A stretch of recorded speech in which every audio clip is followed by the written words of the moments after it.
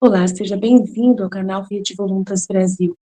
Nós estamos aqui para convidar você à compreensão de como deve encarar as formações e as leituras dos escritos que nós lemos neste canal. Os escritos são plenamente católicos, da Igreja Católica Apostólica Romana, principalmente nesses últimos tempos, que nós tanto precisamos entender os acontecimentos que estão acontecendo em nossa igreja. Por isso, nós queremos uma atenção especial para que você, ao entrar nos nossos vídeos, compreenda a tamanha seriedade com que nós levamos, né, os interesses de Jesus e os pensamentos de Jesus. Aqui nós lemos e realmente penetramos profundamente nas dores de nosso Senhor Jesus Cristo. Nós temos verdadeiramente uma intimidade com Ele e estamos buscando ajudar as pessoas que querem essa santidade de viver na vontade divina, ensinada por Deus, por Jesus Cristo, a serva de Deus, Luísa Picarreta, que foi acompanhada com muitos padres da Igreja Católica. E ela recebeu uma santidade, um dom para esses tempos muito importante, que é o de viver na vontade divina, que é totalmente diferente do que a igreja conheceu nesses 2000 anos. Não é seguir doutrina cegamente, regras cegamente, mas sim conhecer plenamente o coração de Jesus e obedecer os interesses de Deus para o aqui e agora, numa intimidade concreta, né, vivendo uma santidade que nunca existiu, só existiu na vida de Maria e de Jesus e da Luísa. Por isso nós estamos aqui ajudando as pessoas com vídeos longos, claro, explicando até mesmo as nossas vidas na divina vontade na prática, trazendo o conhecimento aplicado na nossa vida. Por isso nós narramos acontecimentos, parábolas, circunstâncias, para que a pessoa tenha facilidade de penetrar e interessar da forma correta pelos escritos. Uma pessoa que está na vontade humana, que é a grande chave, né, dessa santidade, é a pessoa renunciar à sua forma de pensar humano, sem Deus, né, para si mesmo, visando somente o seu próprio, né, bem pessoal. A pessoa que visa somente a sua própria salvação, a pessoa que visa somente a salvação da sua família, de poucas pessoas, ou somente dos católicos, essa pessoa está com o pensamento travado para o livro do céu, não consegue entender os escritos de Jesus. E aí, quando vai ler, ela vê uma coisa superficial e não sai da santidade humana, que é uma santidade só pessoal. Ela precisa ir para a santidade divina, que é com o pensamento em Deus. E nós queremos ajudar você a chegar lá, né, subir mais alto e conseguir ver as coisas com os olhos de Deus. Para isso, demora bastante o processo de purificação da sua mente. E nós estamos aqui para você, para te servir, para te trazer essa graça. Se você quiser contar conosco, é isso aí. Deus abençoe. Um bom vídeo para você. Volume 4, trecho 123, 27 de março de 1902.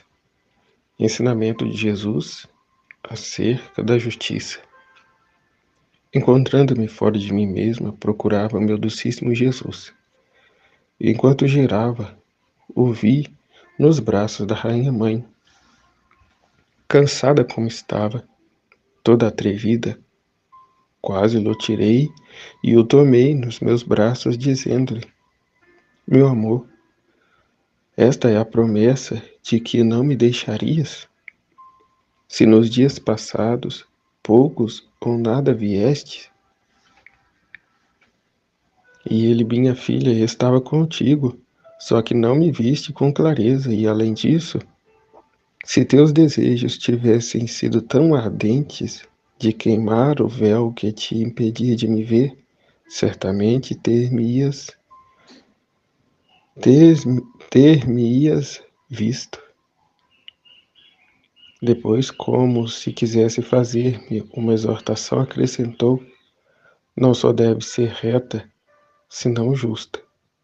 E na justiça entre o amar-me, louvar-me, glorificar-me, agradecer-me, abençoar-me, reparar-me, adorar-me, não só por si, mas por todas as outras criaturas. Estes são direitos de justiça que exijo de toda criatura, e que, como Criador, me correspondem, e quem me nega um só destes direitos nunca pode dizer-se justo, porque isso pensa em cumprir teu dever de justiça, porque na justiça encontrarás o princípio, o meio e o fim da santidade. Volume 4, trecho 124. Vê a ressurreição. Vestido de luz da humanidade ressuscitada de Jesus.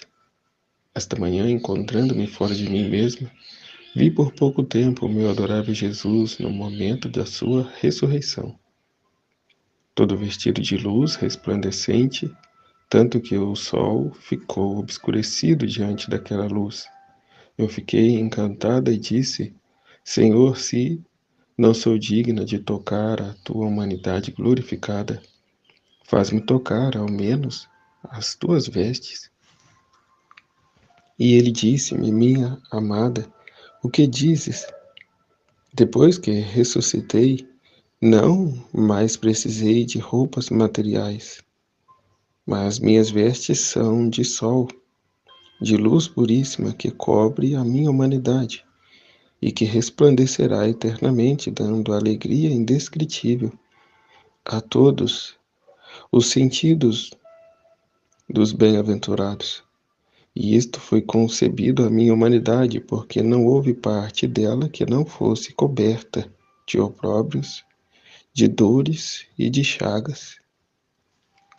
Dito isso, desapareceu sem que tenha tocado em sua humanidade, nem os vestidos, porque enquanto tomava entre minhas mãos suas sagradas vestes, escapavam-me e não as encontrava.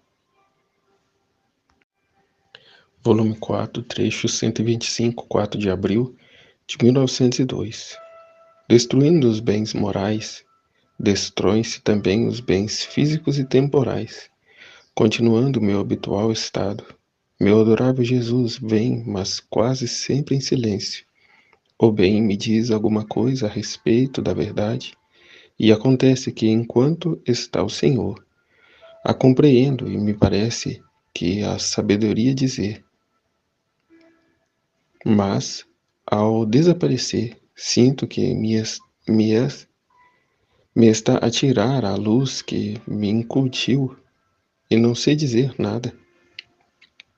Depois, esta manhã tive que sofrer muito por esperá-lo, e ao vir me transportou para fora de mim mesmo, fazendo-se ver muito indignado. Então eu, para aplacá-lo, fiz vários atos de arrependimento, mas a Jesus parecia que não lhe agradava nenhum. Em toda me esforçava em vários atos de arrependimento. Talvez alguém poderia gostar dele, e no final eu disse: Senhor, eu me arrependo das ofensas feitas por mim e por todas as criaturas da terra.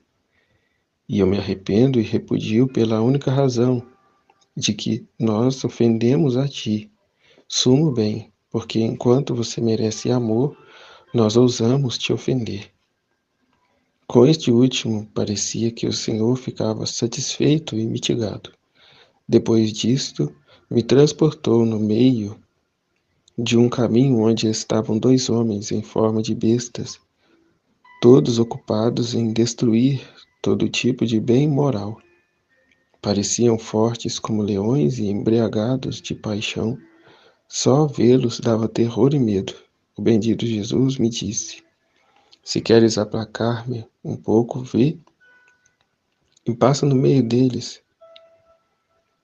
passa no meio daqueles homens, para convencê-los do mal que fazem, enfrentando sua ira. Embora um pouco tímida, mas fui, e assim que me viram, queriam me devorar. Mas eu lhes disse: Permitam que eu fale e depois façam o que quiserem. Devem saber que, se conseguirem o vosso propósito de destruir todo o bem moral pertencente à religião, virtude, dependência, bem-estar social, Vocês, sem se darem conta do erro, virão destruir ao mesmo tempo todos os bens físicos e temporais. Porque quanto se tiram os bens morais, outro tanto se multiplicam os males. Outros tanto se multiplicam os males físicos. Portanto, sem se darem conta, vão contra vós mesmos, destruindo todos aqueles bens caducos e passageiros que tanto amais. E não só isso, senão que vão buscando destruir vossa própria vida, e sereis causa de fazer derramar lágrimas amargas aos vossos descendentes. Depois fiz um ato grandíssimo de humildade, que nem sequer sei dizer, e aqueles ficaram como um a quem possa o estado de loucura, e tão fracos que nem sequer tinham força de me tocar. Assim passei livre e compreendia que não há força que possa resistir à força da razão e da humildade. Volume 4, trecho 126. Modo de reprimir as paixões. A importância dos primeiros movimentos delas. Esta manhã, meu adorável Jesus não vinha. Então, eu, não vendo-o vir, disse: o que estou fazendo neste estado? Se o objeto que me encantou não vem mais. É melhor acabar logo com isso. Enquanto dizia isto, o meu doce Jesus veio por pouco e me disse: minha filha, todo o ponto está em reprimir os primeiros movimentos. Se a alma está atenta a isto, tudo irá bem. Se não, os primeiros movimentos não reprimidos saíram fora as paixões e romperam a força divina, que como perto circunda a alma para tê-la bem guardada e afastada pelos inimigos, que sempre buscam insinuar e danificar a pobre alma. Mas se é assim que os adverte, entra em si mesma, humilha-se, arrepende-se e com coragem põe remédio, a força divina se fecha de novo em torno da alma. Mas se não põe remédio, a força divina já foi quebrada, dará lugar a todos os vícios. Por isso, está atenta aos primeiros movimentos, pensamentos, palavras que não sejam retos e santos, porque se te escapam os primeiros, não é mais a alma que reina, mas as paixões. Se queres que a força não te deixe só um instante, a força divina já foi quebrada, dará lugar a todos os vícios. Por isso, está atenta aos primeiros movimentos, pensamentos, palavras que não sejam retos e santos. Porque se te escapam os primeiros, não é mais a alma que reina, mas as paixões. Se queres que a força não te deixe só instante. Volume 4, 327. A cruz é sacramento. Esta manhã me encontrei fora de mim mesmo, e depois de ter ido em busca de meu doce Jesus, o encontrei, mas em atitude tão lamentável que me fazia quebrar o coração. Tinha as mãos chagadas, tão contraídas pela aspereza da dor, que não se podiam tocar. Eu tentei tocá-las para poder esticar-lhe os dedos e curar as chagas, mas não consegui, porque o bendito Jesus chorava pela forte dor. Então, não sabendo o que fazer, o tenho estreitado e tenho dito: amante meu, bem, desde faz tempo não me participa. Deste faz tempo não me participa das dores de tuas chagas. Talvez por isso se tenha exacerbado tanto. Peço-te que me faças partícipe de tuas penas. Assim, sofrendo eu, se poderão mitigar teus sofrimentos. Enquanto dizia isto, saiu um anjo com um prego na mão e transpassou-me as mãos e os pés. E enquanto eu ia pregando o prego nas minhas mãos, os dedos se afrouxavam e as chagas do meu amado Jesus ficavam curadas. Enquanto eu sofria, o Senhor me disse: minha filha, a cruz é sacramento. Cada um dos sacramentos contém seus efeitos especiais. Um tira a culpa, o outro confere a graça, o outro une com Deus, outro doa a força e tantos outros efeitos. Agora só a cruz contém todos juntos estes efeitos, produzindo-os na alma com tal eficácia de a tornar em pouquíssimo tempo semelhante ao original de onde saiu. Depois disso, como se quisesse descansar, retirou-se dentro de mim. Volume 4, trecho 28, 29 de abril de 1902. Quem quer tudo a Deus? Quem quer tudo a Deus, deve dar tudo a Deus. Esta manhã, meu adorável Jesus veio por pouco tempo dizendo-me: minha filha, que tudo que é de Deus deve dar-se tudo Ele mesmo a Deus. E parou sem me dizer mais nada. Então eu o vi perto de mim e disse: Senhor, tem compaixão de mim. Não vês como tudo está árido e seco? Parece-me que me tornei tão seca como se jamais tivesse tido nem gota de chuva. E ele: melhor assim. Você não sabe que quanto mais a lenha está seca, tanto mais fácil o fogo a devora e a converte em fogo? Basta uma única faísca para acendê-la, mas se está cheia de humores e não bem seca, é preciso grande fogo para acendê-la e muito tempo para convertê-la em fogo. Assim na alma, quando tudo está seco, basta uma só centelha para convertê-la toda em fogo de amor divino. E o Senhor zomba de mim? Como então tudo é feio e adicionalmente, que coisa você deve queimar se tudo estiver seco? E ele: não zombo.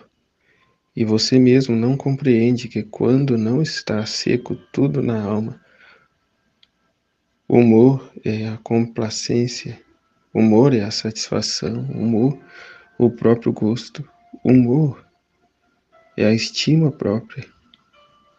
Ao contrário, quando tudo está seco e a alma trabalha, estes humores não têm de onde nascer, e o fogo divino ficará.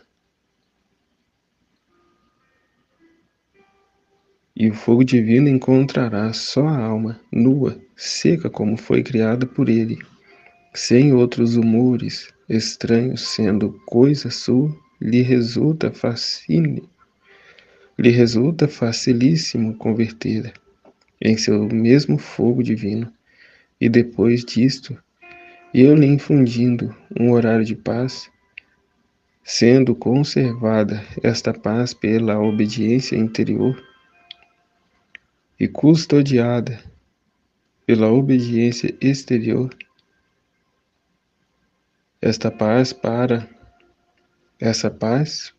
pare a todo Deus na alma, isto é, todas as obras, as virtudes, os modos do verbo humano, do verbo humanado, de modo que se descobre nela a sua simplicidade, a humildade, a dependência de sua vida infantil, a perfeição das suas virtudes adultas, a mortificação e crucificação do seu morrer, mas isto começa sempre quando quem quer todo o Cristo deve dar-se tudo a Cristo. Volume 4, trecho 129, 16 de maio de 1902. Dois estados sublimes. Esta manhã, depois de ter esperado muito, veio meu docíssimo Jesus, e eu, assim que o vi, apertei-o e disse-lhe: Amado bem meu, desta vez te estreitarei tanto que não poderás fugir mais. Enquanto estava nisso, senti-me toda cheia de Deus, como se estivesse inundada, de modo que as minhas potências da alma ficarão como encantadoras e inativas. Só contemplava, depois de ter estado um pouco nesta inativa, mas doce e agradável posição, meu adorável Jesus me disse: Minha filha, às vezes encho a alma tanto de mim mesmo, que a alma, perdendo-se em mim, fica ociosa. Outras vezes lhe digo alguma parte vazia, e então a alma, ante minha presença, negocia admiravelmente, prerrompendo em atos de louvor, de agradecimento, de amor, de dois estados, de amor, de reparação e demais, de modo que enche com eles aqueles vários que lhe deixo. No entanto, esses dois estados, ambos são sublimes e se dão reciprocamente a mão.